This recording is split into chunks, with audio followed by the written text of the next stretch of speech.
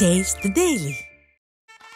திருவள்ளூர் மாவட்டம் திருத்தணி முருகன் கோயிலில் சித்திரை பிரம்மோற்சவ விழாவை ஒட்டி தேர்பவனி கோலாகலமாக நடைபெற்றது. கடந்த 1ஆம் தேதி கொடியேற்றத்துடன் தொடங்கிய சித்திரை பிரம்மோற்சவ விழாவின் 7ஆம் நாளில் வள்ளி தெய்வானை சமேதரராக உற்சவர் முருகப்பெருமான் சிறப்பு அலங்காரத்தில் எழுந்தருளினார். கோயில் மாட வீதியில் நடைபெற்ற தேர்பவனியில் பக்தர்கள் ஏராளமானோர் கலந்து கொண்டு சுவாமி தரிசனம் செய்தனர்.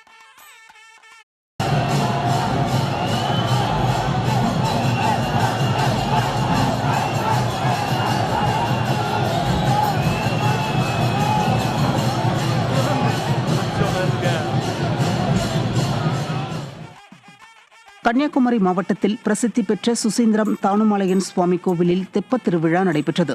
சித்திரை திருவிழா கடந்த மாதம் 28ஆம் தேதி கொடியேற்றத்துடன் தொடங்கிய நிலையில் ஒவ்வொரு நாளும் சுவாமி ஆலயத்திலிருந்து எழுந்தருளி பக்தர்களுக்கு அருள் பாலித்தார்.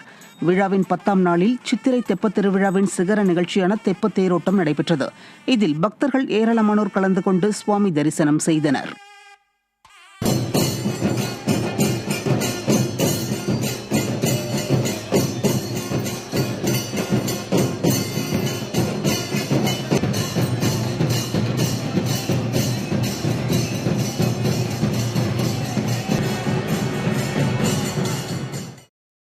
பிரசித்தி பெற்ற மதுரை மீனாட்சி சுந்தரேஸ்வரர் கோவிலில் திருக்கல்யாணம் வெகு விமரிசையாக நடைபெற்றது.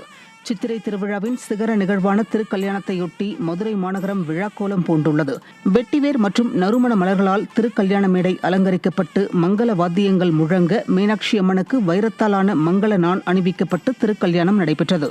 விழாவில் பங்கேற்ற பெண்கள் தங்கள் தாலி கயிற்றை புதுப்பித்து வழிபாடு நடத்தினர்.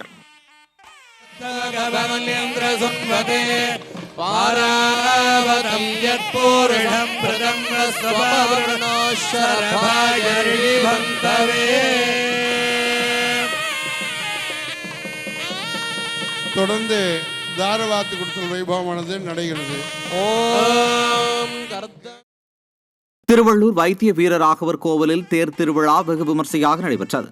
சித்திரை பிரம்மோற்சவ விழாவின் 7ஆம் நாளில் தேரோட்டம் கோலாகலமாக தொடங்கியதை அடுத்து தங்கச் சப்பரத்திலும் சிம்ம வாகனத்திலும் பவனி வந்து சுவாமி அருள் பாலித்தார். தொடர்ந்து திருத்தேரில் உற்சவர்கள் எழுந்தருள அங்கு திரண்டிருந்த பக்தர்கள் தேரின் வடம் பிடித்து இழுத்து வழிபட்டனர். 4 மாட வீதிகள் வழியாக ஆடி அசைந்து வந்த திருத்தேர் மீது உப்பு மிளகுகளை பக்தர்கள் தூவி தங்களது நேர்த்திக் கடன்களை நிறைவேற்றினர்.